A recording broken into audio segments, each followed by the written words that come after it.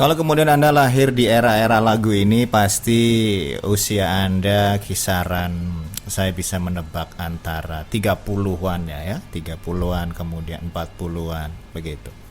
Karena memang lagu ini lagu yang cukup lama sekali, tapi dihadirkan atau di remix kembali dengan nuansa yang sedikit baru.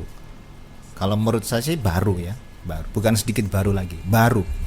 Karena yang aslinya nggak seperti ini, yang aslinya rock banget dari Scorpion, You and I.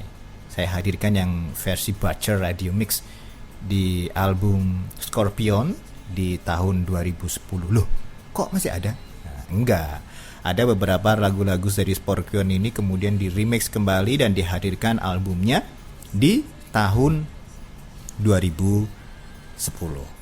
Sesuai dengan janji saya, Pasuruan People, saya akan mengajak Anda untuk ngobrol-ngobrol bersama teman-teman dari Das Rejoso kita. Tema pagi hari ini mengurai permasalahan, menemukan solusi tentang beras. Nah, ada apa beras di Kabupaten Pasuruan? Atau ada apa beras di Indonesia?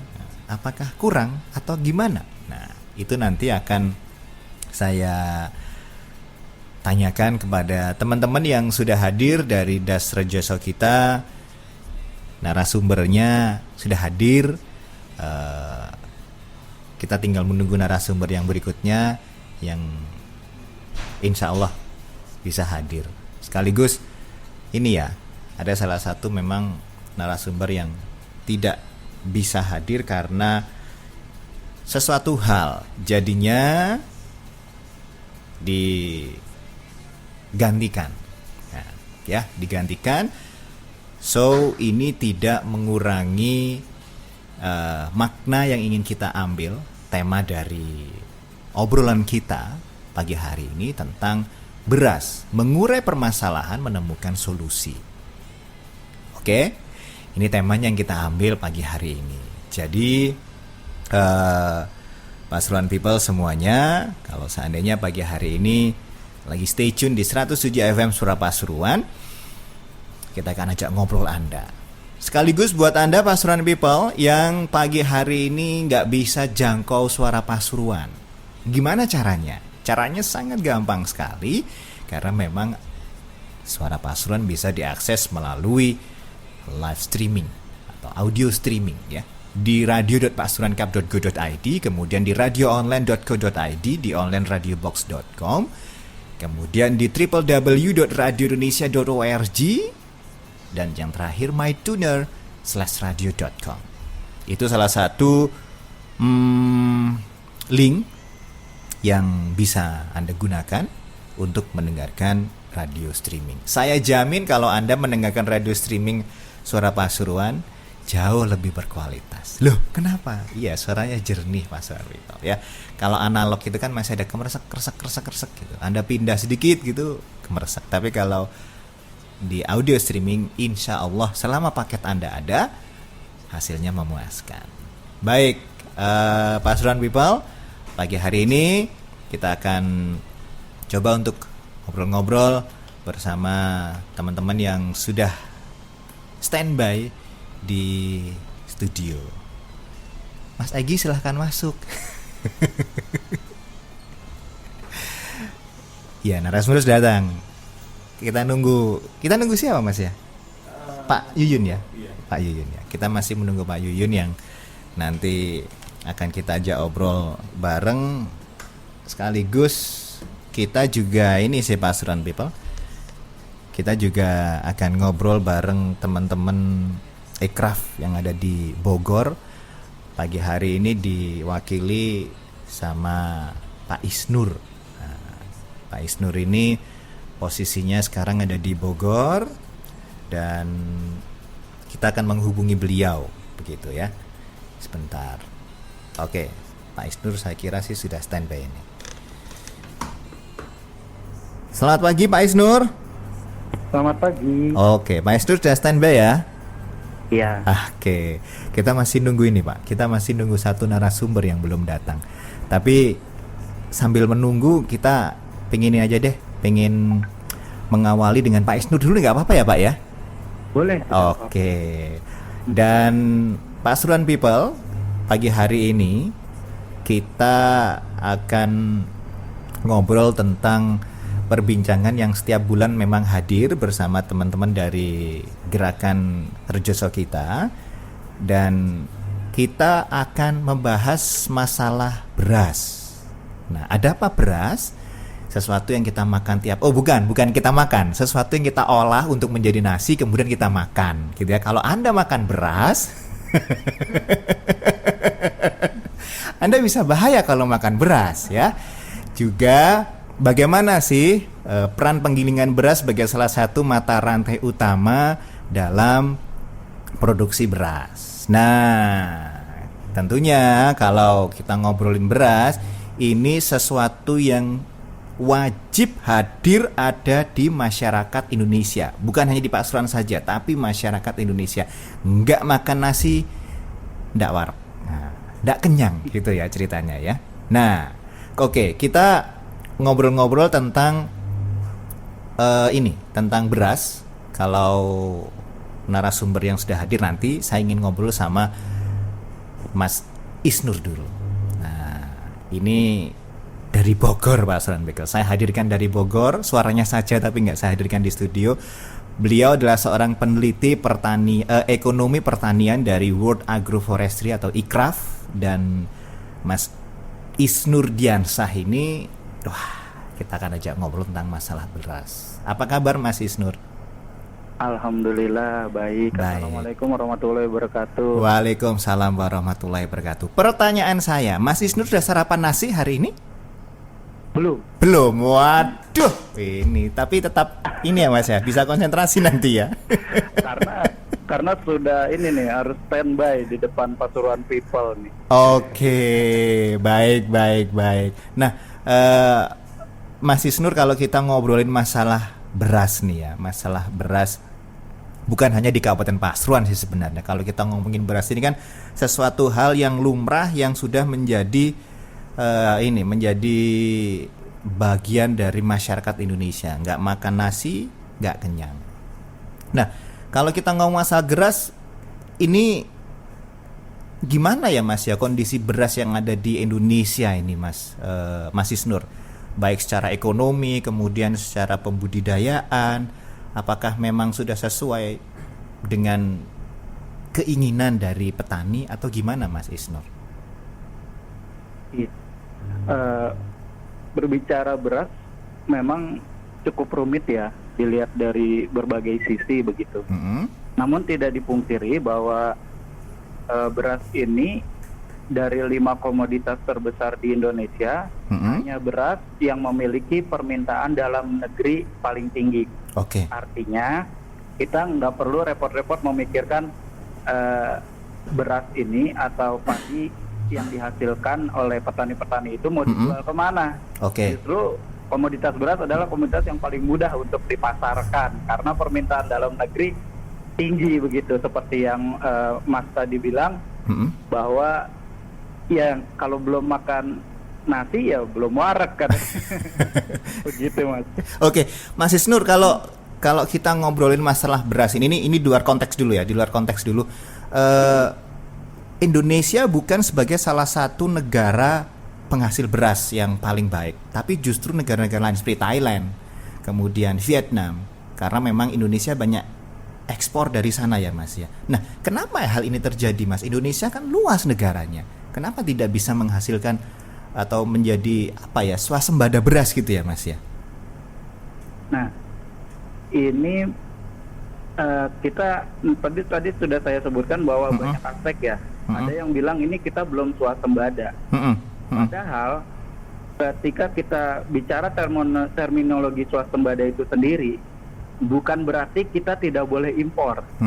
Nah, itu yang perlu digarisbawahi, bahwa boleh impor, tapi dalam ketentuan, ada ketentuannya begitu. Oke. Nah, kita jangan terjebak di permasalahan swasembada atau tidak. Apa yang terjadi di Indonesia? Kenapa sih kok masih impor? Kenapa sih kok bisa belum menghasilkan produktivitas yang tinggi? Lagi-lagi ini perlu keseriusan berbagai pihak atau multi pihak ini. Iya. Nah, karena kita tidak bisa menyalahkan salah satu bagian begitu. Misalkan ketika kita bilang produksinya belum tinggi, maka harus ditingkatkan pendampingan, ditingkatkan diproduksi di tingkat petani. Tapi kita tidak bisa menekan atau mempertahankan laju pertumbuhan penduduk misalkan. Nah, itu kan di luar pertanian, tapi itu cukup mempengaruhi dari hasil pertanian gitu ya. Jadi peningkatan penduduk itu akan menyerap atau membutuhkan konsumsi beras lebih tinggi. Nah, itu yang saya bilang, jadi bahwa permasalahan beras ini tidak hanya berfokus pada pertanian itu sendiri gitu. Iya, karena memang kita kan pernah tahu ya Mas ya, masalah beras ini menjadi masalah nasional sampai kemudian kenapa harus impor? Wong di dalam aja masih banyak. Itu rame seperti itu. Tapi oke lah, itu menjadi bahasan yang lain yang nanti kita akan bahas. Tapi ngomong-ngomong soal beras. Nah, beras ini nasi ya. Saya kok jadi wagu. Saya jadi apakah Anda sudah makan beras hari ini? Jadinya nanti ketawa nanti semuanya. Saya ingin tanya Mas, apakah kita warga Indonesia, warga Kabupaten Pasuruan ini bisa bertahan sehari tanpa makan nasi, Mas? Nah, pertanyaannya kembali ke kita. Ada Gimana, yang bilang Mas? bisa, ada yang bilang tidak. Karena kalau dilihat dari kebutuhan kalori, memang dari semua sumber makanan pokok hanya beras yang komplit, Mas. Jadi lengkap. Di sana ada terkandung karbohidrat, sudah jelas tinggi. Ada proteinnya juga. Yeah. Ada unsur-unsur lain yang memang dibutuhkan oleh tubuh, ya simple begitu. Yeah. Sederhana, kita makan beras sudah seperti itu. Tapi kalau kita mengganti beras dengan sumber makanan pokok lain, maka kita akan butuh beberapa jenis makanan begitu untuk melengkapi kebutuhan kebutuhan gizi tubuh kita. Oke. Artinya pengganti beras gitu ya, Mas ya. Betul. Jadi kenapa belum kenyang kalau belum makan beras? Betul itu.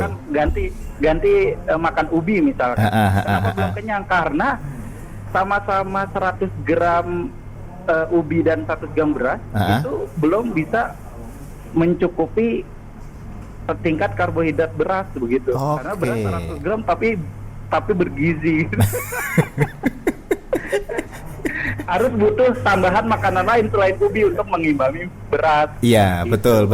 Jadi nanti lari-larinya akan ke tingkat ekonomi. Mendingan kita beli beras 100 gram daripada beli ubi, beli makanan lain yang nilainya mungkin lebih dari kita membeli beras 100 gram begitu. Oke. Iya, karena memang kalau kita ngobrol sama masyarakat itu sambil ngobrol-ngobrol kemudian makan ketela, singkong itu. Ketela, iya, terus nilainya sama dengan beras 100 gram gitu kan.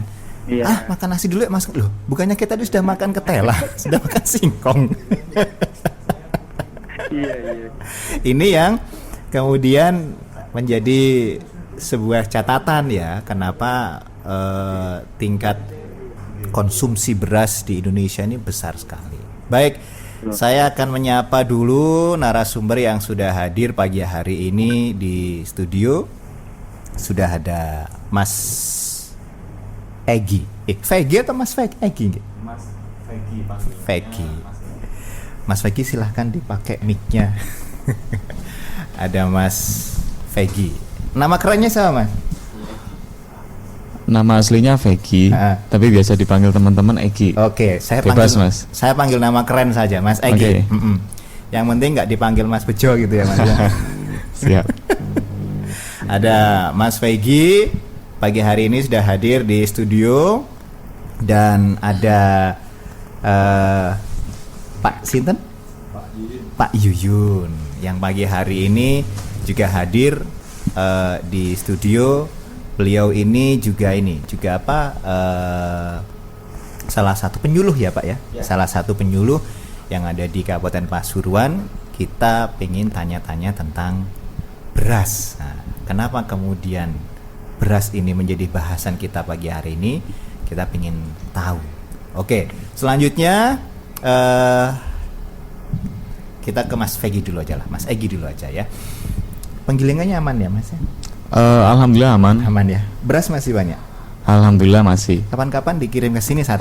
Boleh. Oke, saya ingin tanya ke Mas Fegi ya, karena kita ingin mengundang Mas Fegi ini dari penataan Kecamatan Winongan ini.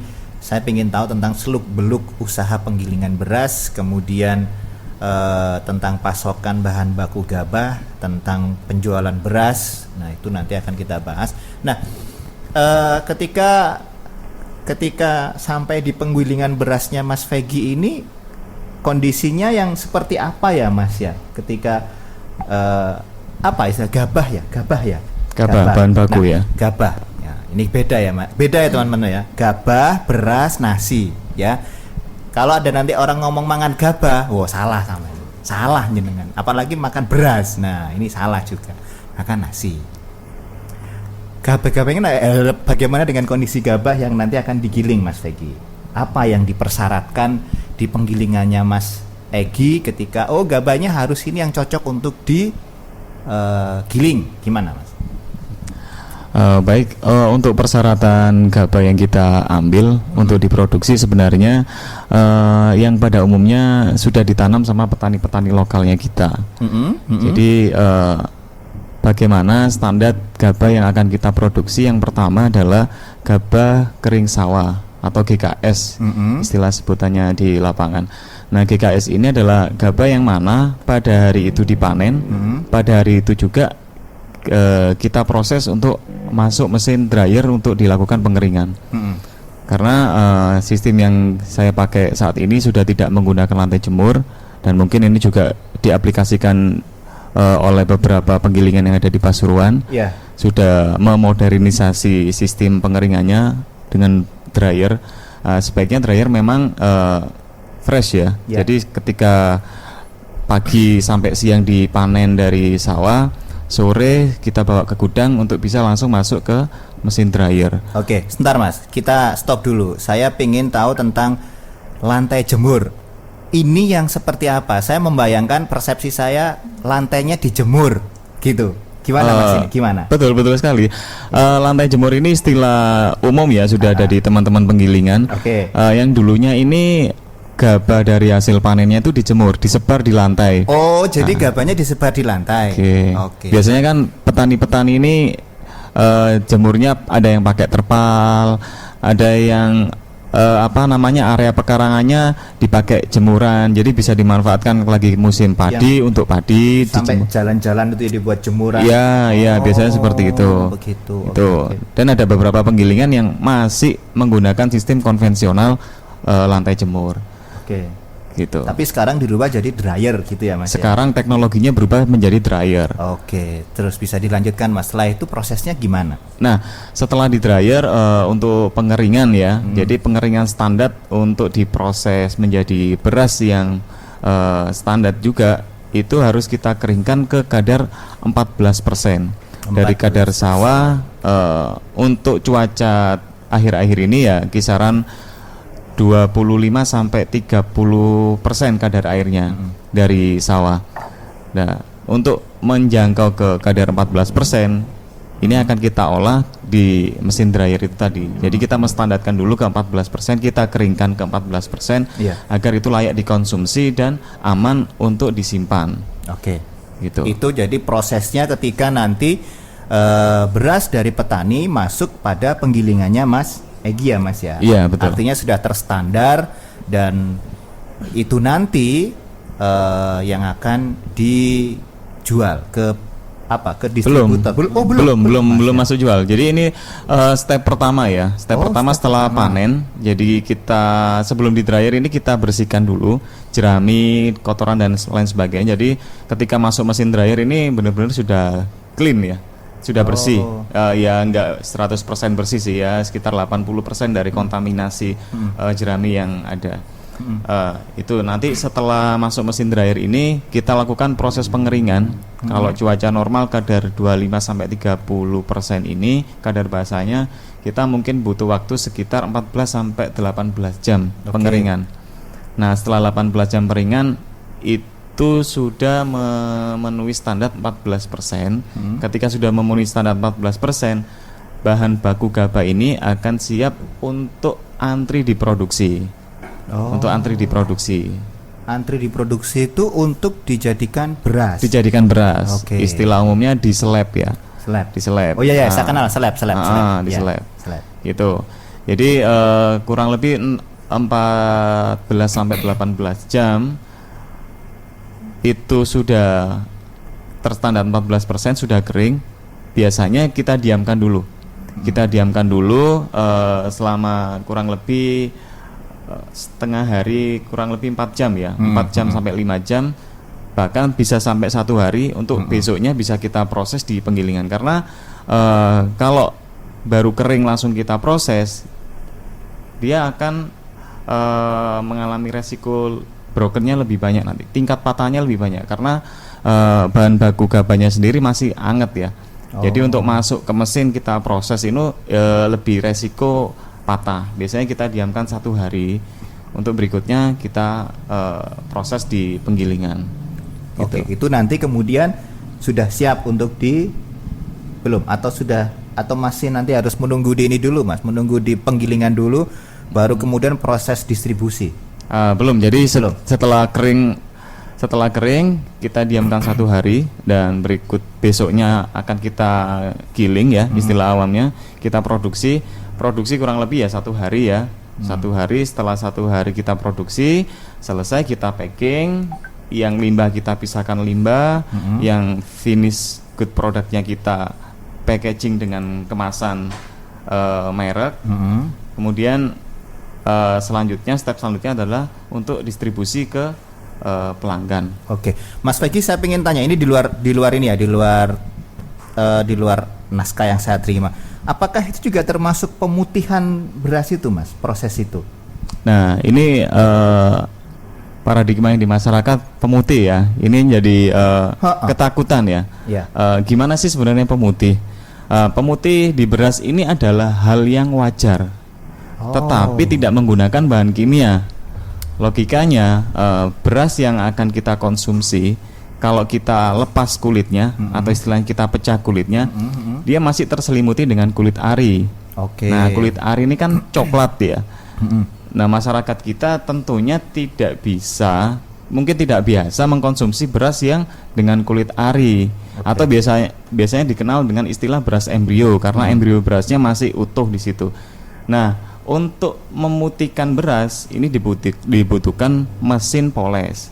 Nah, mesin poles ini ya mesin untuk memutihkan beras. Jadi untuk mengikis kulit ari sampai putihnya itu disesuaikan dengan tingkat yang diinginkan pasar. Gitu. Jadi beras dengan pemutih iya, tapi dengan catatan pemutihnya ini via mesin ya, bukan via kimia, bukan menggunakan bahan kimia. Tapi ada proses itu, Mas? Ada. Nah, itu yang dari kulit ari itu yang kita kikis, yang akhirnya nanti menjadi katul, bekatul atau biasa umumnya dedek. Oh iya, saya ngerti dedek. Kalau berasnya sudah keluar dedeknya, sudah keluar katulnya, artinya dia sudah melewati proses pengupasan kulit ari yang itu mengakibatkan warna berasnya jadi putih. Ya ini ya kita putihkan di pemutih gitu. Saya pernah eksperimen, Mas Run People.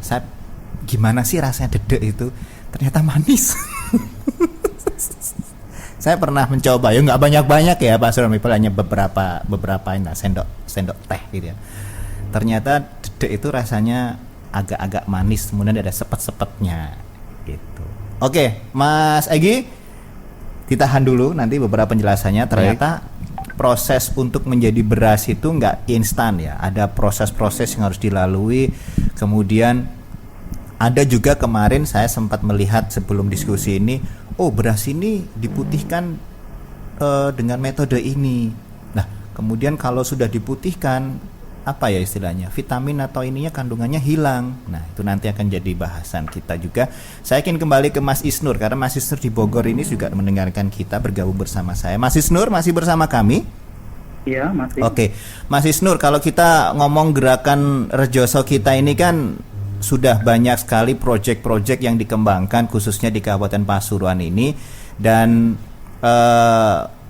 kita juga ingin mengingatkan kembali kepada masyarakat yang ada di Kabupaten Pasuruan tentang gerakan Rejoso kita yang melakukan penelitian di Das Rejoso tentang rantai nilai hijau atau green value change sebagai upaya memahami seluk-beluk kebutuhan beras di daerah, ya, kemudian peran penggilingan, kemudian hubungan dengan tengkulak dan petani, dan juga praktik budidaya yang dilakukan petani terutama pasca panen.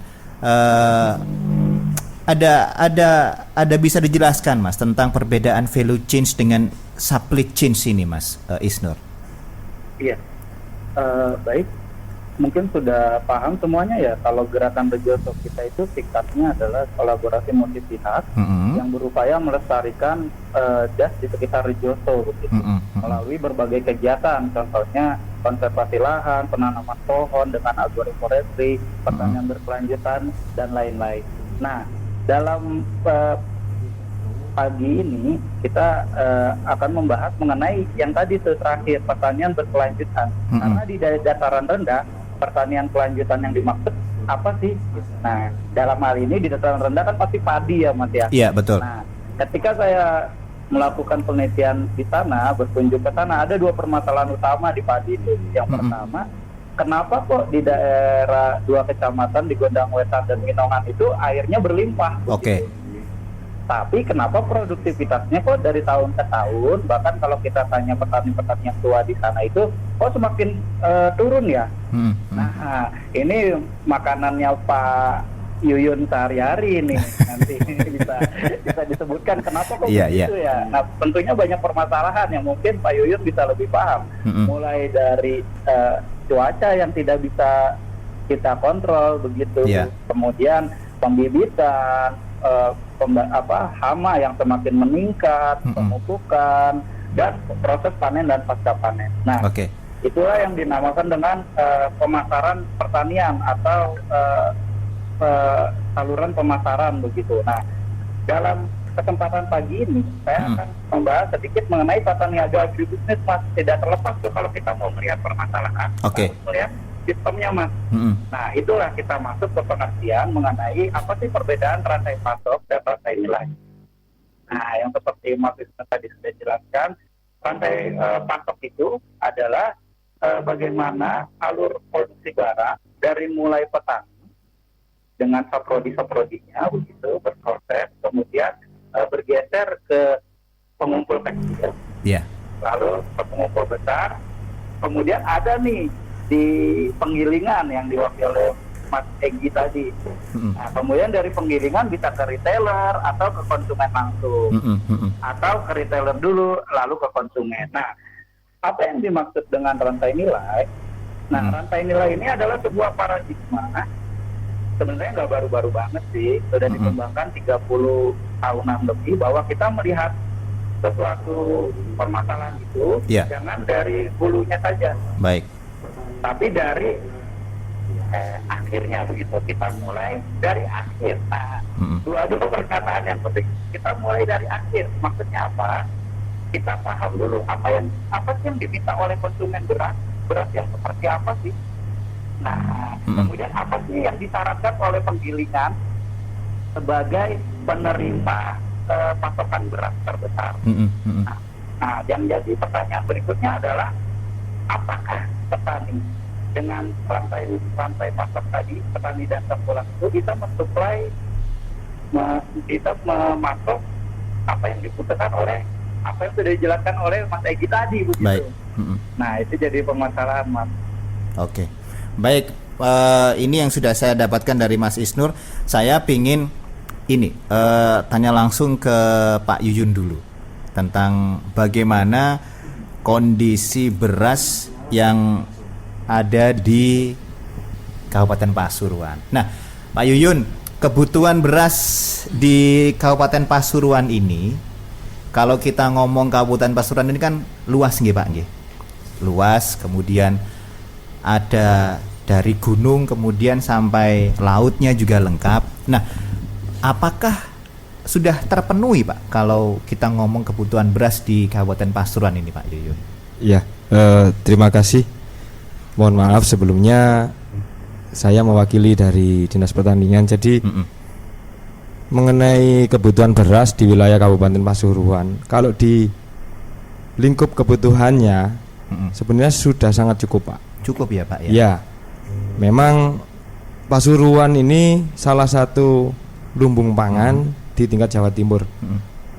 Posisi terakhir saya mohon maaf kurang tahu di urutan berapa kita, tapi kita adalah salah satu lumbung pangan tingkat Jawa Timur. Oke. Kondisi sekarang ini akhir tahun, setahun terakhir ini di lapangan yang saya alami ya Pak ya, mengawal petani dalam berbudidaya padi. Akhir-akhir ini kondisi cuaca yang tidak mendukung agak berpengaruh di tingkat produksi. Kemarin rapat terakhir produksi beras gabah kita di Pasuruan memang menurun. Kondisi cuaca mendukung perkembangan hama penyakit sehingga hasil panen petani ini menurun. Gitu. Nah, kalau tahun ini Pak ya menurun ya? Ya. Tahun ini. Nah, kemudian kalau tahun ini memang ada penurunan gabah di Kabupaten Pasuruan, ada nggak Pak solusi ke depan agar gabah ini tetap stabil bahkan meningkatlah kembali menjadi lumbung padi di Kabupaten Pasuruan? Iya, dari Dinas Pertanian tahun ini juga kemarin bulan April Mei kita terima bantuan APBN untuk benih padi. Kebetulan wilayah saya di Kecamatan Gondawetan, kami sekitar 800 hektar, 22 ton benih padi disalurkan.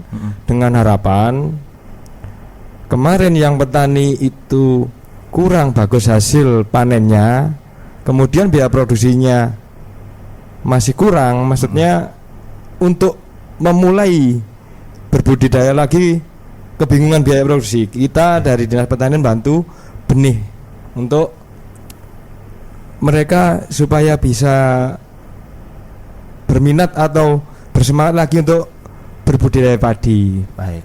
Oke. Nah, Pak, kalau kita ngobrol-ngobrol masalah budidaya padi ini di luar konteks ya, di luar konteks. Saya ingin tahu di Kabupaten Pasuruan ini jenis padi apa yang banyak ditanam warga. Saya kenalnya sih cuman padi gogo ya Pak ya, bener? Gogo itu untuk lahan kering ya, istilahnya untuk padi Tegal ya. Iya, saya taunya itu Pak, saya jenis taunya padi gogo ini paling. Iya. Apa saja yang sering ditanam masyarakat di Kabupaten Pasuruan jenisnya Pak? Karena kita macam-macam ya, dari gunung, dataran, sama laut. Jadi untuk wilayah pesisir ada jenis-jenis varietas tertentu yang cocok, yang tahan air, salinitas tinggi, misalnya ada kadar garamnya. Itu ada yang cocok, misalkan masih keturunan Ciherang, itu ada kayak Impari 33, 30, 32 yang agak tahan ke air. Terus ada juga kalau padi gogo itu kan daerah yang agak ke gunung gitu loh, arah-arah ke gunung yang biasanya tak ada hujan. Itu ada varietasnya macam-macam, ada Inpagu, ada juga yang bagus itu seperti Situ Bagendit. Itu ditanam di dataran rendah kayak di Kejayaan, Gondawetan itu masih bisa. Intinya kalau varietas padi itu spesifik lokasi Pak. Jadi ada yang cocok di daerah ini, belum tentu cocok di daerah lain. Di Tosari pakai ini nggak mungkin juga nggak ditanam di sini. Ya kalau gitu di Tosari nggak ada padi. Yang masih bisa lubang Buspo. Masa nggak ada Pak? Ya ada sedikit lah yang sedikit, ya? airnya mudah gitu atau tak ada hujannya bisa gitu. Kalau di sana kan sayur gitu lah. Sayur ya. Horti gitu. Baiklah. Kalau ini IR64 itu apa Pak? IR64 itu masih idola karena nasinya enak, pulen. Betul, mungkin nanti Mas Gi Ya, nanti Mas bisa di pemasaran di penggilingan itu kelas-kelas premium lah nanti. Baik. Oke, ini gambaran yang saya tangkap dari Pak Yuyun ya Pak Suram People. Memang Kabupaten Pasuruan ini lahannya luas, kemudian juga menjadi salah satu produsen gabah ya di level Jawa Timur. Dan karena memang kita lihat beberapa tahun ini kondisi cuaca ini banyak sekali berubah. Oke, kita kembali ke Mas Fegi. Nah, Mas Fegi, kalau kita ngomong penggilingan itu kan berarti ngomong masalah kualitas, ya kan? Kalau penggilingannya sudah profesional, ya otomatis ini nggak cocok, ini cocok, ini nggak cocok gitu. Nah, kualitas beras hasil penggilingan lokal di Kabupaten Pasuruan sejauh ini masih seperti apa, Mas? Artinya apakah memang sudah kualitasnya A, kualitasnya B, apa biasanya grade A, grade B gitu, atau hanya masih standar-standar saja? Kemudian, nah, apa yang kira-kira dihadapi Mas Egi selaku penggiling padi? Nah, kalau sudah apa yang dihadapi, tentunya apa solusinya, Mas Egi? Monggo silahkan, Mas Egi. Oke, baik. Jadi benar tadi yang disampaikan Pak Yuyun bahwa varietas yang ditanam petani ini tiap wilayah kadang ada yang cocok, ada yang enggak. Tapi support pemerintah juga cukup bagus dengan adanya bantuan benih dan lain sebagainya. Masuk ke area produsen beras, kualifikasi yang kita minta untuk kualitas jenis padinya ini sebenarnya sudah klop ya sama pemerintah. Di keluarga Ciherang ya Pak ya, di keluarga Ciherang itu juga termasuk apa? Ciherang. Ya, Oh, Ciherang. Ciherang. Oke. Varietas ya. Kalau dulu mungkin disebutnya orang awam beras Bengawan ya Pak ya, yang jenis-jenis bulan gitu ya. Jadi yang Bengawan beda keluarga sendiri, Ciherang sendiri ya. Ya, kalau Bengawan istilahnya orang Jawa beras kuno lah ya. Beras Itu kuno. memang spesial, premium super lah, pulen rasanya. Nah, ini Ciherang itu disesuaikan karena ketahanan terhadap beberapa macam penyakit dan hama. Oke. Tuh, monggo Baik, Mas Egi. silakan Mas. Oke, jadi kualitas gabah yang kita terima itu kita identifikasi sebagai beras gabah yang menghasilkan tingkat kebulanan yang cukup baik. Dari tadi contohnya tadi Ciherang, ada Nampat, itu juga termasuk keluarga bulan ya Pak. Yang kita tidak bisa ambil ini kualitas seperti 74 Brontoyudo. Kemudian ada namanya yang terakhir ini beras Logawa ya. Itu karakter nasinya ini kaku, agak sedikit kaku dan pro ya. Nah, itu yang apa kayak beras-beras bantuan itu ya Mas ya? bisa jadi, tapi biasanya di mix ya. Biasanya di mix. Jadi karena kita pakai brand sendiri, produk sendiri ya, sebisa mungkin kita filter bahan baku yang masuk ke tempatnya kita. Jadi kita juga tidak sembarang, karena masuk ke gudang ini ada proses analisa. Nah, ada proses analisa yang mana ini nanti menentukan harga dan varietas yang bisa kita terima atau enggak. Karena nanti efeknya ke rasa produk itu sendiri. Karena kita di tingkat produsen sudah menggunakan mini lab. Mini lab itu kita bisa tahu ini varietasnya apa, kemudian kadar keringnya berapa, nanti ketika jadi beras ini putihnya bisa berapa milling degree. Nah, tingkat transparansi, tingkat kebeningannya beras ini sampai berapa persen. Bukan beras plastik kan Mas? Bukan beras plastik. Bukan ya, bening ya. Ya, gitu. Jadi beras plastik yang sudah beredar rumor di masyarakat ya, tentunya harga biji plastiknya harusnya lebih mahal dari harga beras ya. Ya mungkin ini bahasa yang saya rasa hiperbola aja ya Pak. Di hiperbola, jadi seolah-olah ini beras yang terbuat dari plastik. Saya rasa kalau saya nemu beras plastik mending dikumpulkan, kita daur ulang aja ya Pak. Betul. Bisa menghasilkan nilai ekonomi yang lebih tinggi gitu. Kemudian kalau permasalahan yang sejauh ini ada di proses penggilingan apa Mas Egi? Apa lancar-lancar saja, atau ya kalau bisa pemerintah tuh beri bantuan alat penggilingan gratis gitu, gimana Mas? Oke, jadi sedikit nyinggung ke pemerintah ini. Boleh? Ya. Oh boleh. Boleh ya, boleh Pak. Kalau saya duduk di studio Suara Pasuruan pagi ini sebenarnya mewakili hati para teman-teman penggilingan yang ada di Kabupaten Pasuruan dan sekaligus mewakili hati petani lokal yang ada di Kabupaten Pasuruan. Jadi kalau kita berbicara mengenai beras, kita tidak bisa lepas dari yang namanya petani. Nah, kalau petani ya kita tidak bisa lepas dari yang namanya bapaknya petani, kalau di wilayah ya dari Dinas Pertanian. Tapi saya sering diajak diskusi bagaimana permasalahan yang ada di lapangan.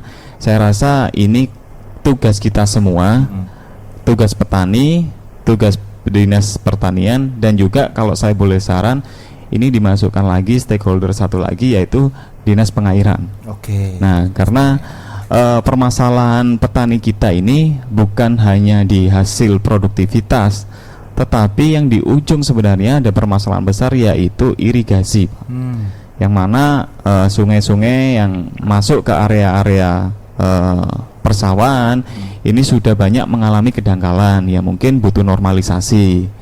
Kemudian tentang kesehatan lahan, karena sepengetahuan saya petani ini yang dikeluhkan ini masalah hasil produktivitas, kemudian masalah hama dan air, kebutuhan air. Tetapi banyak pihak juga berlomba-lomba untuk memberikan solusi benih baru, pupuk baru, dan lain sebagainya. Hemat saya, yang paling mendasar permasalahannya adalah di kesehatan tanah. Oke. Nah, kesehatan tanah ini yang jarang dan belum pernah diotak-atik, belum pernah ada studi yang memang melakukan proyek di kesehatan lahan. Karena tentunya kalau benih baru, pupuk baru, pestisida baru, ini hal yang bisa kita ciptakan dengan gampang karena teknologi dari produsen benihnya juga sudah modern. Kemudian dari pupuknya sendiri juga banyak temuan-temuan bahan kimia yang bisa diterapkan di budidaya tanaman padi. Tetapi tanah, nah sekali lagi tanah ini kadar asam, kemudian tingkat unsur haranya, kemudian residu kimia yang terkandung di dalam tanah, yang nantinya ini akan berpengaruh kepada pengairan artesis jika ada pengeboran. Tentunya ini tanah kita juga sakit gitu loh. Jadi menurut saya yang paling dilakukan pertama adalah kesehatan lahan dulu. Nah, kalau lahannya sehat, media tanamnya ini sehat, kita boleh deh ngomong masalah benih apa yang cocok. Nah, karena petani kita selama ini edukasinya dari teman-teman kelompok petani yang ada di sekitar juga. Mereka tidak tahu unsur kimia, mereka kurang paham tentang dosis, mereka kurang paham tentang waktu penyemprotan pestisida yang tepat dan baik, seperti itu.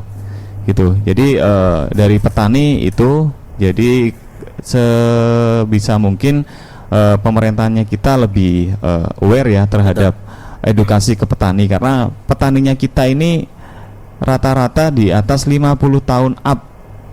Jadi yang bercocok tanam, yang mau nanam padi, yang mau berlumpur-lumpur dengan padi ini sudah generasi 50 up. Ya, saya rasa regenerasi juga perlu sekali, karena pertanian kita ini untuk tenaga petaninya kita, saya bilang ini di angka kritis ya Pak. Baik, artinya doktrin-doktrin lama yang dari pendahulu itu masih melekat ya Mas Egi. Betul, ya? betul. Oke. Sama Pak Iyun sudah dicatat. Baik. Nanti ya insya Allah disampaikan ke teman-teman Dinas Pertanian ya. Kemudian semoga saja teman-teman dari PUPR ya Pak ya, Dinas PUPR ya, ya pengairan tuh ya, bukan? Dinas Pengairan. Semoga bisa mendengarkan obrolan kita pagi hari ini dan nanti bisa direalisasi bagaimana membuat irigasi yang baik dan tentunya rata. Nah, kalau ngomong kesehatan tanah, saya kira teman-teman dari Ikraf ini akan segera meneliti. Begitu ya Pak Isnur ya?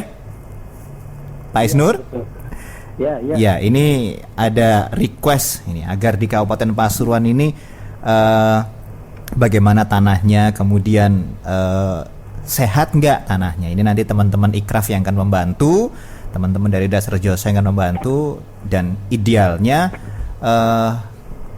kalau saya tanya ke Pak Yuyun, idealnya gimana sih Pak? Apakah memang harus beras terus atau harus bergantian atau gimana Pak polanya? Nggih, terima kasih. Kalau Ini di luar tema sih iya, sebenarnya. silakan. Ini kan tujuan kita mungkin ya, saya tadi hanya meraba mempertahankan ketahanan pangan sebenarnya dengan produksi beras yang ada di Pasuruan. Kalau saya lihat memang sebaiknya pola tanam namanya Pak, tidak harus selalu padi. Selama ini yang terjadi kemungkinan wilayah saya dengan wilayah Pak Egi ini berdampingan kan, Winongan ya. sama Gondang Wetan, padi 3 kali musim. Ini berpengaruh kepada pertama ketersediaan unsur hara juga terserap ke padi semua. Hama penyakit ini tidak terputus. Jadi akan sangat rawan sekali terjadi ledakan penyakit. Oke. Terus pola tanam kembali sebaiknya apabila ada padi 1 kali sebaiknya palawija. Mungkin entah jagung, entah iya bisa kedelai untuk wilayah-wilayah tertentu seperti Kejayaan itu cocok. Kedelai harus diputus Pak rantai hama penyakitnya. Oke. Itu untuk pola tanam. Saya tertarik ini di Pak Segi tadi nyampaikan apa istilahnya kesehatan tanah ya. Ya. Jadi di kami itu istilahnya apa ya, mirip kesehatan tanah, agak lupa sebentar. Itu intinya tanah itu harus diperbaiki dulu. Karena tanah itu sebenarnya sumber atau gudangnya pupuk. Pupuk kimia hanya membantu sebatas sedikit saja kalau sebenarnya. Jadi kondisi yang sekarang terjadi memang lahan kritis istilahnya. Unsur haranya yang kritis Pak. Yang kita perlukan sebenarnya adalah penggunaan bahan organik. Penggunaan bahan organik adalah untuk memaksimalkan nanti pupuk kimia atau pupuk tambahan yang diberikan bisa terserap oleh tanaman. Baik. Kemudian selain bahan organik, penggunaan kapur pertanian dolomit itu juga diperlukan agar pH tanah bisa naik. Kalau pH-nya rendah, tanahnya kalau orang Jawa istilahnya namanya kecut, asam-asemen, gampang terserang hama penyakit. Juga akan mempengaruhi produksi. Baik. Mungkin kalau di dinas mungkin bisa saya sampaikan bantuan tidak hanya benih, bisa pupuk organik, bisa kapur pertanian dolomit. Terus yang diperlukan lagi, kita perlu kegiatan yang namanya sekolah lapang. Baik. Berharap di tahun ini kita bisa mulai semua kelompok tani atau paling tidak 1 kecamatan ada sekolah lapang. Seandainya Ikrah bisa bergabung atau memfasilitasi, kami sangat senang sekali karena bisa mendukung kegiatan dinas pertanian di Pasuruan gitu. Pak Isnur bagaimana Pak Isnur? Iya, saya melihat memang ada 3 permasalahan utama ya di tingkat petani. Tapi saya juga ingin bertanya sebenarnya pertanyaan pertama ke Mas Egi nanti untuk bisa dijawab adalah apakah pasokan-pasokan di sekitar tempat Mas Egi itu sudah memenuhi standar Mas Egi apa belum? Nah itu ya ini menarik. Pertanyaan dari kalau misalkan kalau belum memenuhi, apa PR kira-kira untuk bisa mengejar kualitas seperti kalau bisa ngirim ke Mas Egi itu apa aja gitu listnya. Nah itulah yang coba kita temui, kita dapatkan adalah 3 hal utama Pak. Karena petani itu membutuhkan, pertama betul sekali Pak Yuyun tadi bilang bahwa pendampingan itu sangat diperlukan dari berbagai tahapan budidaya, sangat membutuhkan pendampingan. Kemudian yang kedua adalah pembiayaan Pak. Bagaimana pembiayaan yang memang bunganya tidak terlalu tinggi atau mungkin ada kegiatan yang memang tanpa bunga sama sekali. Nah itu sangat menarik untuk membuat petani itu lebih bersemangat begitu dalam ini pembiayaan tuh pinjaman yang tanpa bunga ya, bukannya bantuan begitu. Nah itu hal-hal menarik yang bisa diusulkan. Kemudian adanya Alsintan Pak, tadi sudah disebutkan oleh Mas Egi bahwa pelaku-pelaku petani-petani di Gondang Wetan dan Winongan ini atau di Pasuruan secara umum itu 50 up. Pemuda itu kayaknya kurang minat. Nah, mungkin kita ketika kita ke lapang juga, ketika kita melihat tenaga tanam itu banyak sekali ibu-ibu yang sudah lanjut usia gitu ya. Nah, itu minat-minat petani mudanya kemana begitu. Nah, mungkin dengan hadirnya Alsintan ini membentuk sebuah kesatuan kelompok akan menjalankan Alsintan yang lebih baik. Nah, ini mungkin bisa menarik minat pemuda-pemuda nih, Mas. Nah, di luar kita membungkusnya semua itu, permasalahan utamanya ada di institusi kelompok, Mas. Kita tidak bisa bilang pendampingan yang baik, kita tidak bisa pembiayaan yang baik, kita tidak bisa menghasilkan suatu kelompok Alsintan yang baik kalau institusi kelompoknya kurang kuat. Nah, itu yang saya tekankan, bagaimana kita bersama-sama multi pihak tadi gitu ya, seperti penelitian aksi yang seperti yang kita yang sudah dan sedang dijalankan ini, bahwa penelitian aksi ini harus melihat permasalahan yang lebih luas, yaitu berkelompok yang masih lemah sendiri-sendiri gitu, Mas. Kalau saya melihatnya, dari mulai persiapan lahan hingga pemanenan, itu petani kalau sendiri-sendiri ya bakal kalah kan. itu Mas, poin dari saya. Baik, tapi yang jelas teman-teman dari Ikraf siap ya Pak ya, atau untuk berkolaborasi dengan teman-teman yang di Kabupaten Pasuruan ya Mas Isnur ya? Kalau siap itu kan akan ya. Nah, yang kenyataan sekarang sudah ada, juga sudah berproses. Ya.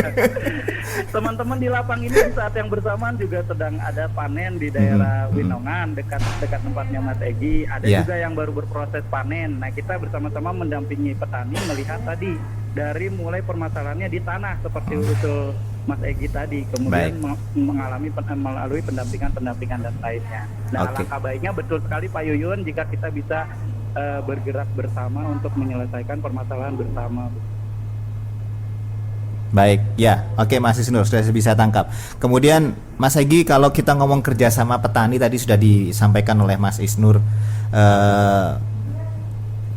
terhadap kondisi beras yang ada di Kabupaten Pasuruan, kerjasama dengan petani dan tengkulak dalam penyediaan bahan baku ini bagaimana pola yang tersusun sampai saat ini? Kemudian apakah itu sudah memikirkan keuntungan dan kerugian? Kalau memang ada masalah, apa masalahnya? Gimana Mas Egi? Baik, jadi sekali tadi yang disampaikan Mas Inur, teman-teman dari Ikraf ini teman-teman yang luar biasa, banyak memberikan saya saran, ilmu baru, pengetahuan baru, informasi baru, dan mereka ini adalah tokoh-tokoh muda yang memang bergerak di lingkungan. Dan saya berharap teman-teman Ikraf ini tidak hanya Ikraf aja ya, nanti akan banyak bermunculan sekali banyak kegiatan-kegiatan seperti yang dilakukan teman-teman Ikraf. Jadi ini adalah teman-teman yang luar biasa Pak. Harapan saya ini bisa berkolaborasi dengan Dinas Pertanian dan Dinas Pengairan yang ada di Kabupaten Pasuruan, sehingga kita bisa bersama-sama memberikan solusi yang tepat bagi ketahanan pangan lokalnya kita sendiri. Gitu. Terkait dengan suplai bahan baku, apakah dari petani dengan apakah dari tengkulak, ini dua hal yang harus kita bisa. Ada plus minus bagi kita produsen untuk mengambil bahan baku dari petani atau dari tengkulak. Kalau yang pertama kita ambil dari petani. Nah, kalau kita ambil dari petani, tentunya kita akan tahu karakter padi yang petani tanam, karena kita bisa survei sendiri. Oh, petaninya daerah ini.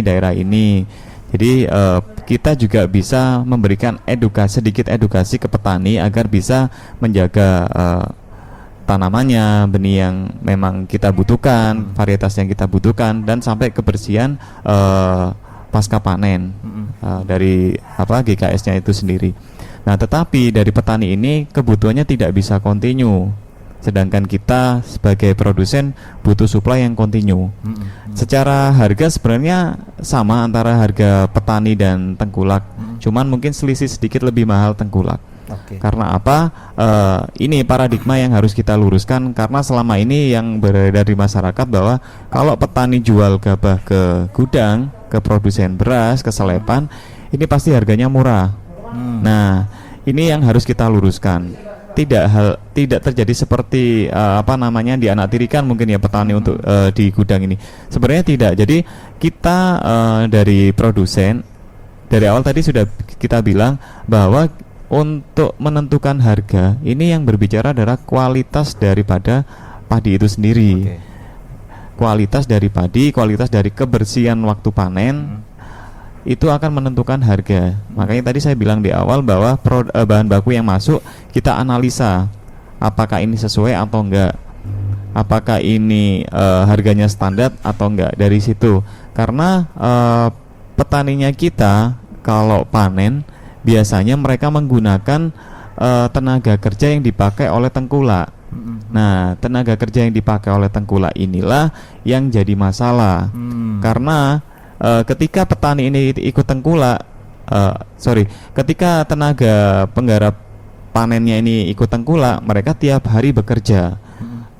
Dengan harapan gaji sedikit pun tapi tiap hari bekerja. Sedangkan kalau mereka dipakai petani, mereka ini jual mahal. Jadi petani butuhnya sekali ini aja, besok kita nggak kerja sama petani ini lagi, mungkin kita cari lagi, dan mereka lebih repot gitu loh. Makanya kos yang dikeluarkan petani ketika panen sendiri itu lebih mahal. Nah, kemudian yang kedua adalah kedisiplinan para pekerja panen ini ketika dipakai tengkulak dan dipakai petani ini beda. Baik. Nah, kalau dipakai tengkulak, mereka akan dipantau kerjanya seperti apa, hasil bersihnya seperti apa, itu bakal dipantau oleh tengkulak. Nah, ketika di petani, mereka nggak ada yang mantau. Jadi ya ogah-ogahan gitu ya, Mas. Iya ya, cepet-cepet aja. Kita kalau bisa kerja pagi jam 6, jam 10, jam 11 sudah selesai. Tapi kalau mereka ikut tengkulak, mereka ada SOP-nya. Baik. Gitu. Jadi ini yang akan membedakan kualitas sebenarnya, bukan di harga. Jadi yang membedakan ini kualitas penggarap petani dengan kualitas gabah yang digarap oleh tengkulak. Karena tengkulak sendiri sudah tahu, oh gudang ini minta speknya seperti ini, kualitasnya seperti ini, harga tertingginya di kualitas yang seperti ini. Nah, mereka bisa atur nih tenaga kerja yang di lapangan harusnya seperti ini kamu barangnya. Ketika ikut petani, asal-asalan sudah, yang penting petani itu sudah senang ketika dapat tenaga penggarap panen. Setelah itu barangnya dijual ke gudang, terima uang, udah senang sekali. Tapi secara kualitas mereka tidak tahu spesifikasi apa yang dibutuhkan gudang. Nah, inilah kita harusnya duduk bersama Dinas Pertanian dengan teman-teman Ikraf dan penggilingan. Saya rasa di penggilingan manapun di Kabupaten Pasuruan ya, adapun kegiatan-kegiatan pemerintahan tentang penyuluhan pertanian atau lain sebagainya, sebaiknya pihak penggilingan lokal ini dilibatkan, Pak. Jadi tidak ada rasa cemburu antara jual ke tengkulak atau ke petani. Nah, kenapa gudang ini bisa beli harga gabah dengan harga tinggi? Kenapa gudang bisa beli harga dengan harga rendah? Ini mereka biar tahu poin masalahnya di mana, biar ini enggak jadi bola panas di lapangan gitu. Baik, ini Pak Yuyun sudah nyatat banyak kelihatannya. Oke, tadi Mas Egy sempat menyatakan kualitas tentang apa yang bisa diterima oleh penggilingan, begitu ya. Saya ingin tanya ke Mas Isnur ini, Mas Isnur.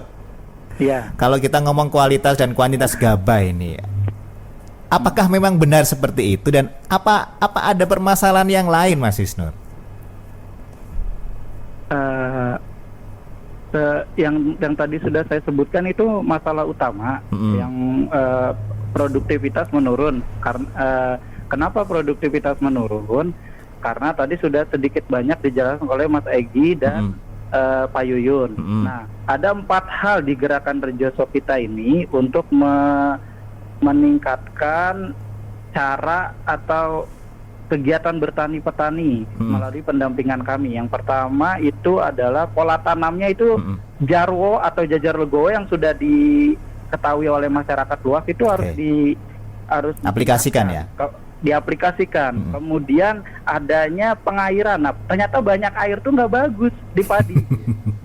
Ada yang namanya intermittent atau pengairan berselang. Ada waktu-waktu di mana harus digenangi, ada di mana waktu harus dikurangi airnya.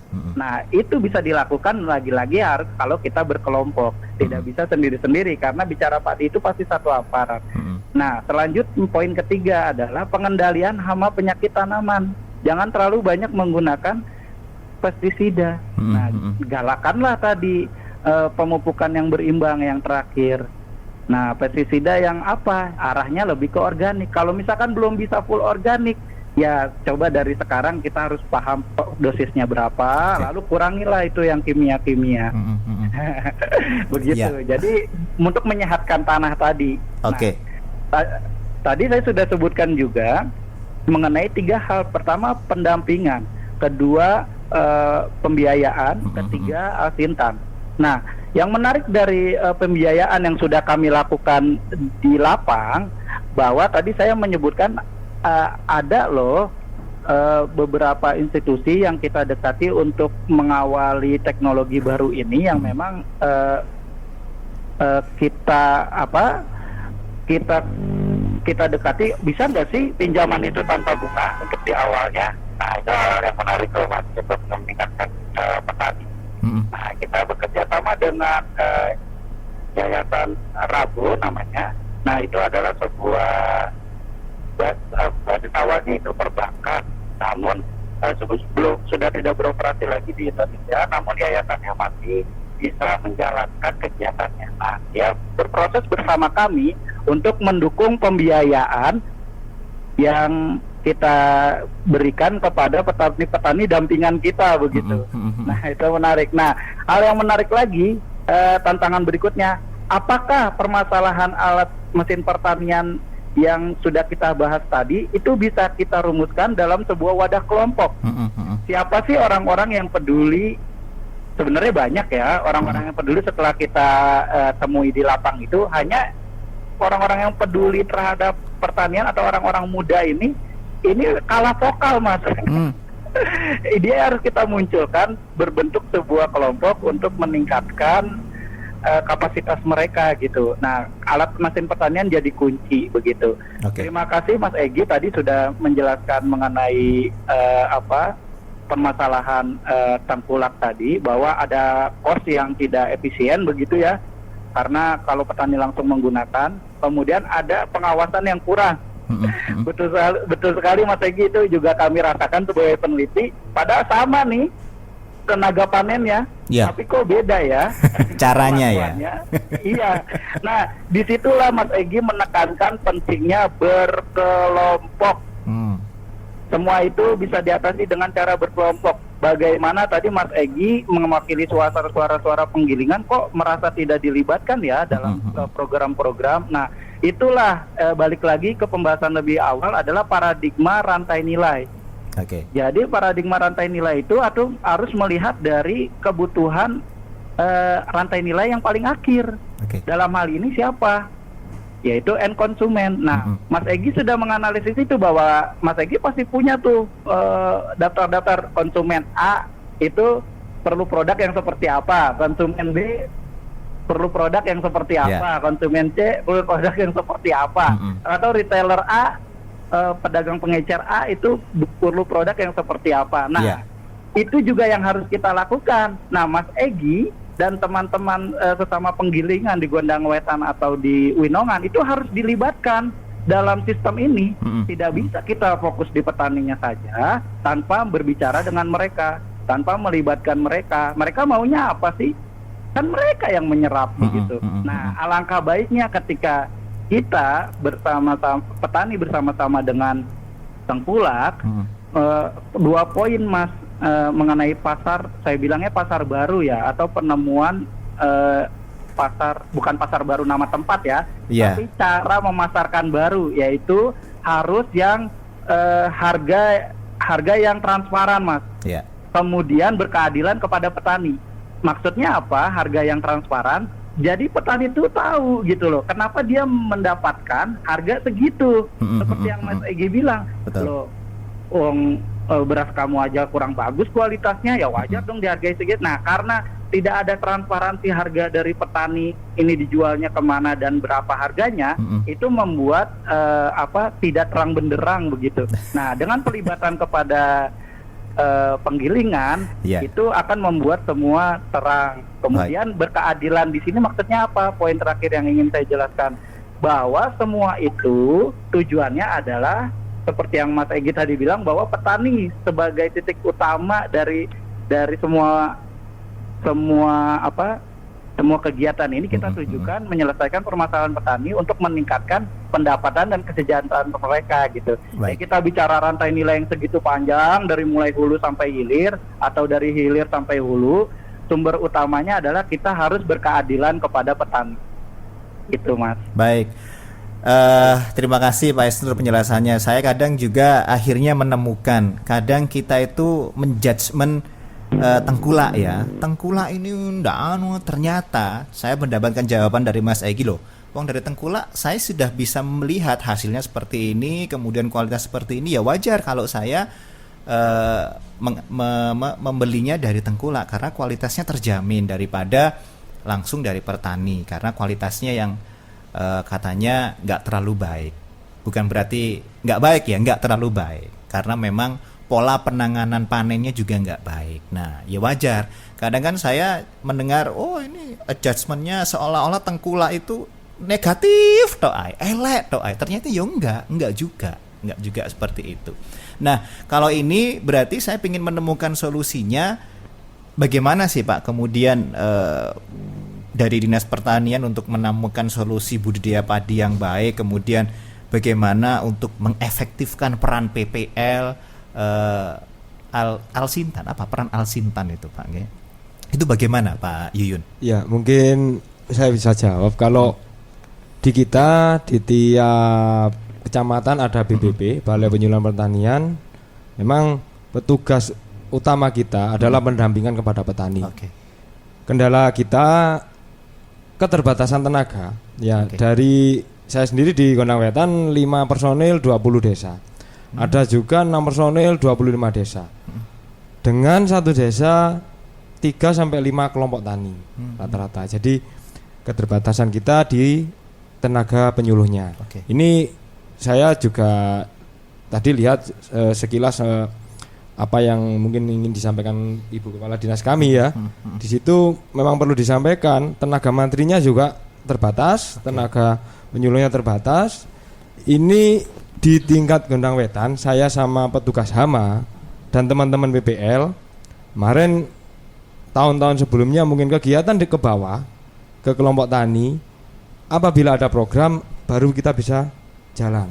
Nah, saya sama teman-teman sepakat gini, kalau bisa satu desa satu kelompok dulu diaktifkan. Karena kondisinya sekarang hampir semua kelompok tani itu istilahnya mati suri. Paling nggak ada pilot project. Iya, pilot project. Ini salah satunya juga diawali teman-teman Ekraf. Ini sudah mulai pembinaan di kelompok-kelompok tani di wilayah Gondang Wetan dan Winongan. Kami terima kasih sekali. Di situ ada juga pembinaan di administrasinya atau istilahnya nandur pari. Untung nggak sih? Lek kepingin untung gimana budidayanya? Gitu. Terus kalau di Dinas Pertanian dari tenaga penyuluhnya seperti tadi keterbatasan kita, akan tapi komitmen kami tetap kita harus mendampingi petani karena itu juga tugas kami. Dengan kendala yang ada kita maksimalkan peran kami. Di tahun ini Dinas Pertanian memang yang masih bisa diberikan adalah benih. Alsintan juga ada Pak. Alsintan ini termasuk traktor, alat pasca panen, alat tanam juga ada, mekanisasi. Akan tetapi kendalanya lagi pasti ada, tidak sesuai lokasi. Bagi lokasi tertentu memang cocok alat itu.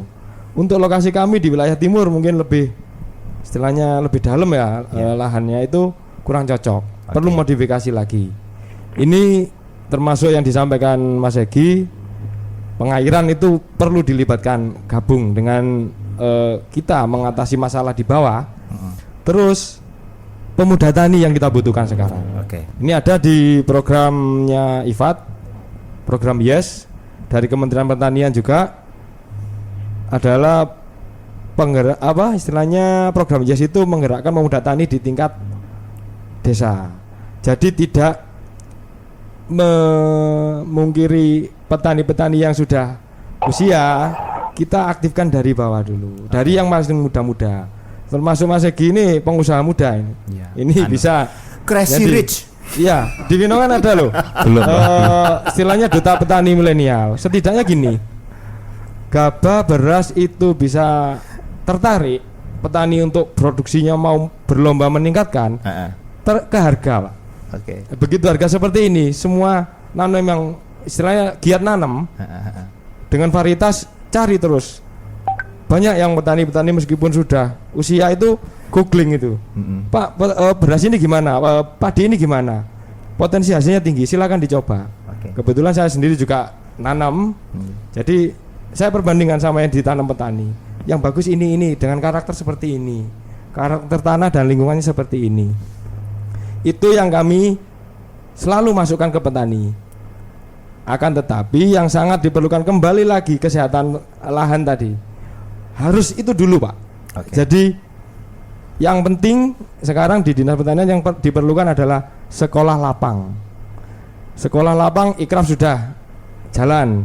Tapi untuk beberapa desa mungkin ya, beberapa kelompok, setidaknya ini untuk kebutuhan satu Pasuruan kita harus punya target. Satu kecamatan berapa desa, berapa kelompok tani yang sekolah lapang. Di sekolah lapang mulai awal pengolahan lahan sampai panen, pasca panen itu diajarkan, termasuk hama penyakitnya. Bertani itu keren gitu ya, Pak ya. Sebenarnya keren, Pak. Saya sendiri kemarin baru istilahnya ini yang kalau Pasuruan Barat sudah melaksanakan ya di Bangil, Sukorejo. Itu sistem Jarwo atau SRI dengan adanya alat istilah mal 3 ret itu bisa meminimalkan ongkos produksi di penyiangan atau matun, bisa di gasrok. Istilahnya ikraf ini sudah banyak membuat contoh-contoh. Kalau di ikraf namanya ramah lingkungan mungkin, tani ramah lingkungan. Di Dinas Pertanian ada manajemen tanaman sehat. Hama penyakit pun bisa dikendalikan dengan penggunaan tanaman refugia.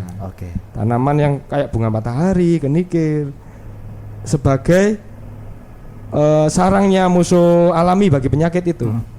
Ini kalau di daerah kami memang masih minim, Pak. Ini terus kita harus mengedukasi karena nggak mudah. Edukasi orang dewasa itu nggak mudah.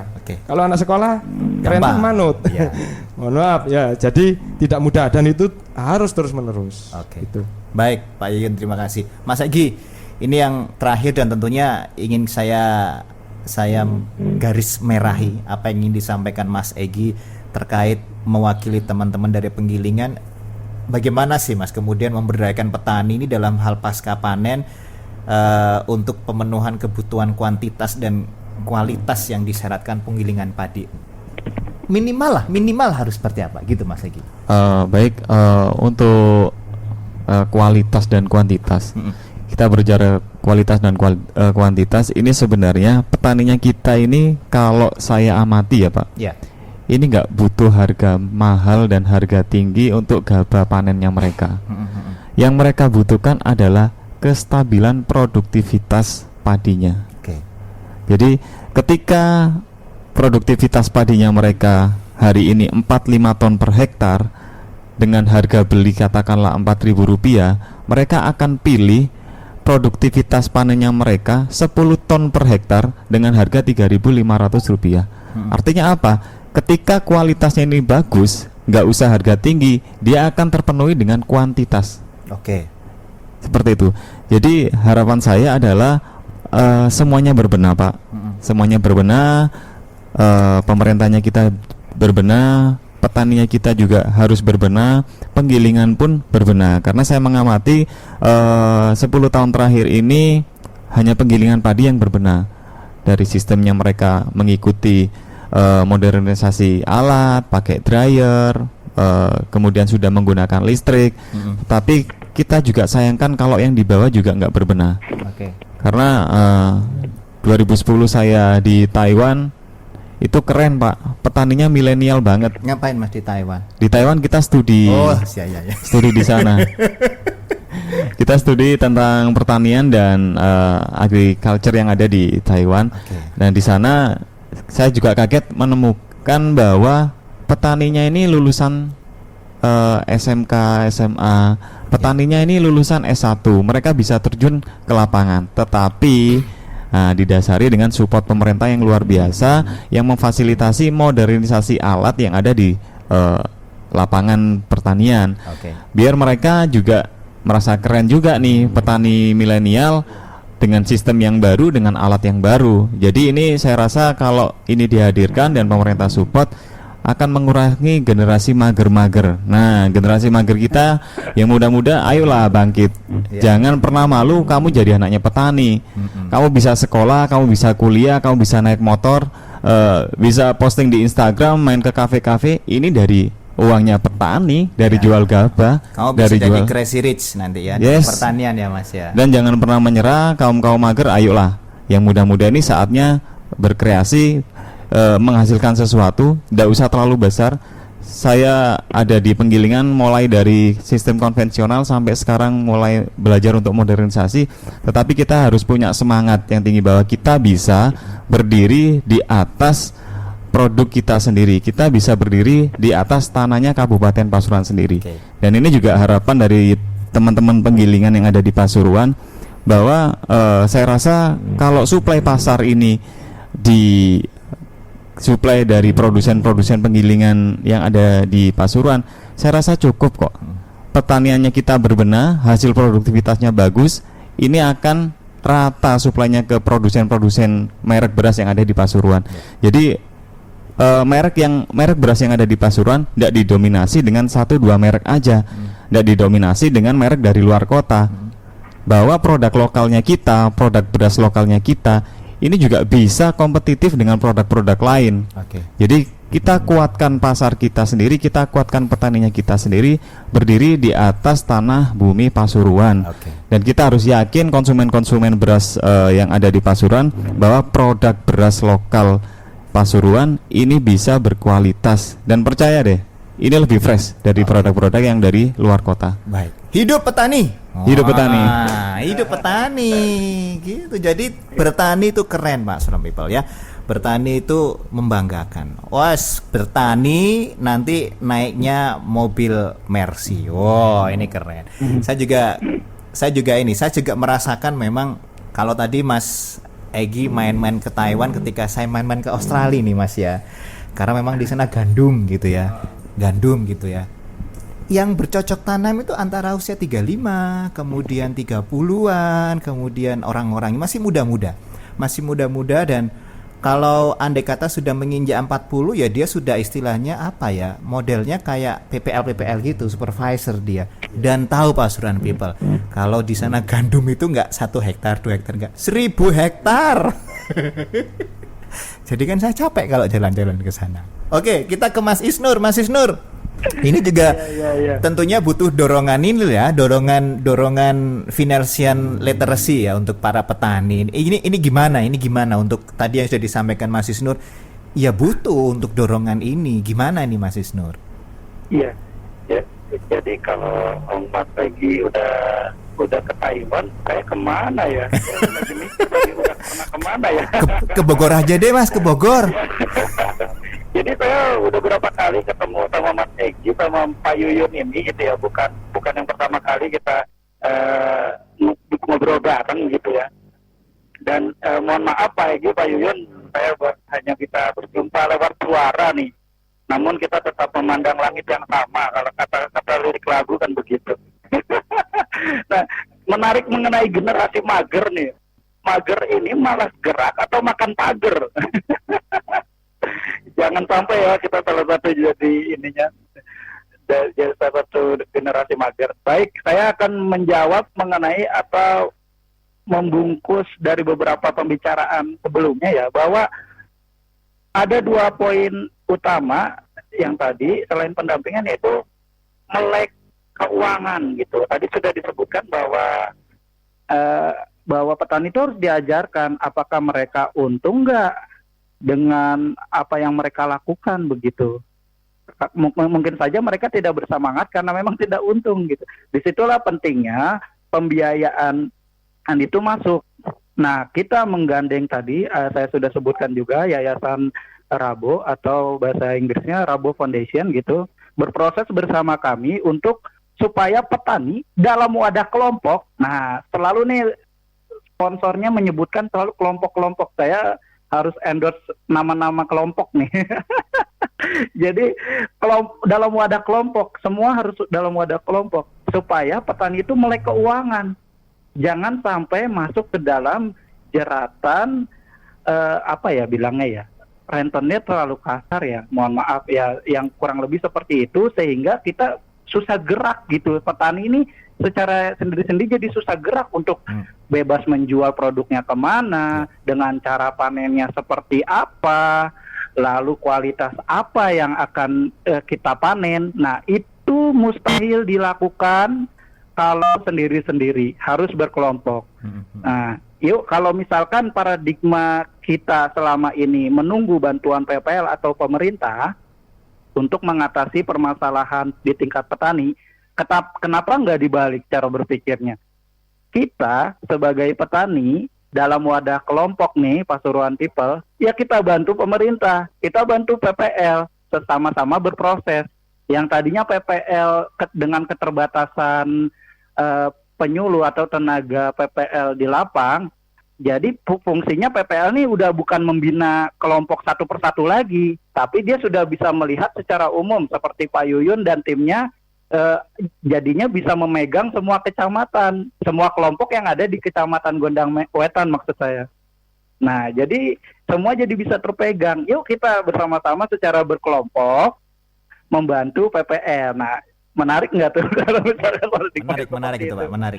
Nah, kemudian lagi-lagi saya endorse kata-kata kelompok, bahwa semua itu yang Mas Egy resahkan itu ketika mengenai kualitas, saya lebih enaknya ambil di Tengkulak karena Tengkulak begini gini. Karena saya punya kapasitas produksi sekarang berapa Mas Egy? Informasi terakhir saya 30 ton sehari ya. Kalau misalkan tambah mesinnya bisa lebih dari 30 ton ya. 30 ton itu Mas Wisnu, itu tuh banyak gitu. 30 ton Mas Egy? Iya, kurang lebih 30 sampai 40 ton per hari. 30 sampai 40 Mas. Ya, itu Mas Wisnu yang tadi Mas Wisnu belum mendengar betapa wow-nya yang dijalankan oleh Mas Egy ini. Bayangkan sehari dia memproduksi GKS atau GKP ya, gabah kering panen atau gabah kering sawah itu 30 sampai 40 ton. Bayangkan cari pasokan di mana. Nah, itu tidak akan terpenuhi oleh 1-2 petani yang bergerak secara sendiri-sendiri. Lagi-lagi mereka harus berkelompok dalam satu hamparan luas seperti tanaman gandum tadi, sekian ribu hektar atau bahkan satu kecamatan berkelompok atau satu desa lah kita bilang dalam berkelompok untuk langsung mensuplai kepada Mas Peggy. Nah, Mas Peggy seperti apa? Karena kita tagline-nya tadi budidaya padi ramah lingkungan, Ikraf ini dengan pengairannya diatur, pengendalian diatur, pola tanam diatur, pemupukan diatur, maka kita harus menemukan penggilingan yang ramah juga nih Mas, ramah terhadap petani. Kita harus mencari juga tengkulak-tengkulak yang ramah. Nah, ramah petani. Jangan sampai udah budidaya ramah lingkungan, tengkulaknya yang berproses dan tengkulak yang tidak ramah terhadap petani. Penggilingan yang berproses, penggilingan yang tidak ramah petani. Nah, mulai dari cara belinya, nanti hitung dengan timbangan. Coba dihindari lagi sekarang dengan pembelian langsung ditaksir gitu sebelum panen, karena akan merugikan kedua pihak. Lebih jauh lagi kalau kita ditarik dengan syariah gitu ya, kalau saya boleh menyerempet sedikit, itu sangat agamis sekali ketika kita berproses atau bertransaksi setelah barang itu ditimbang. Nah, setelah itu bagaimana menciptakan pasca panen atau secara berkelompok petani mengkoordinir tenaga panen tadi supaya cost-nya atau biayanya lebih murah dan pengawasan terjadi. Begitu. Jadi tengkulak-tengkulak nanti itu bisa juga dilibatkan malah lebih luas lagi jangkauannya, karena petani sudah berkelompok dengan tahu kualitas dan tahu biaya, maka tengkulak bisa lebih luas lagi pemasarannya. Baik. Bisa banyak petani yang dia pegang, karena petani ini udah berkelompok, udah bagus hasilnya. Saya hanya menyampaikan saja kepada pihak penggilingan. Nah, perlu dilihat lagi, bukan berarti kita memutus mata rantai tengkulak. Ya. Hati-hati, jangan ke arah sana pembicaraannya. Tapi kita menggandeng tengkulak-tengkulak semua pelaku-pelaku rantai nilai ini yang memang ramah atau berkeadilan kepada petani. Dan transparansi harga, sehingga petani itu seperti yang Mas Egy tadi bilang, petani itu sebenarnya nggak perlu harga tinggi sekali. Yang penting mereka tahu dan transparan kenapa mereka dapat harga segitu. Betul. Gitu. Nah, mereka butuh keterbukaan saja. Nah, keterbukaan itu tidak bisa didapatkan secara sendiri-sendiri, harus berkelompok. Aduh, berapa kali saya bilang nih kata-kata kelompok. Itu Mas Wisnu. Betul. Lebih dari saya. Baik, Mas Isnur, terima kasih. Iya. Ya, sambungan satu putus ya, Mas ya. Terima kasih supportnya pagi hari ini. Salam buat teman-teman Ikraf juga. Pak Yuyun, terima kasih. Mas Sama-sama. Egy, terima kasih juga. Terima kasih Sama-sama. banyak Pak Iya. Yuyun, Mas Egy. Pagi hari ini sudah bergabung bersama kami di obrolan tentang beras. Ini masih masalah beras ya. Belum jagung, belum kedelai dan lain-lain. Tapi yang jelas semoga Kabupaten Pasuruan ini diberikan kelimpahan beras sehingga masyarakatnya masih terus bisa tercukupi dan petaninya semakin sukses. Amin. Dan Amin. jangan lupa ajakannya Mas Egy, ayo kita tangkap dengan positif. Bertani itu mudah, bertani itu keren, bertani itu menjadi sesuatu hal yang sesuatu hal yang punya nilai tawar tersendiri ya. Jadi mulai sekarang ketika Anda sudah mendengarkan suara Pasuruan, mulailah untuk bertani. Mas Wisnu, Mas Yuyun terima kasih, Mas Egy terima kasih. Sama-sama, Kita nanti Mas Wisnu. ngobrol-ngobrol bareng masalah yang lain ya. Terima kasih. Assalamualaikum warahmatullahi wabarakatuh. Waalaikumsalam warahmatullahi wabarakatuh.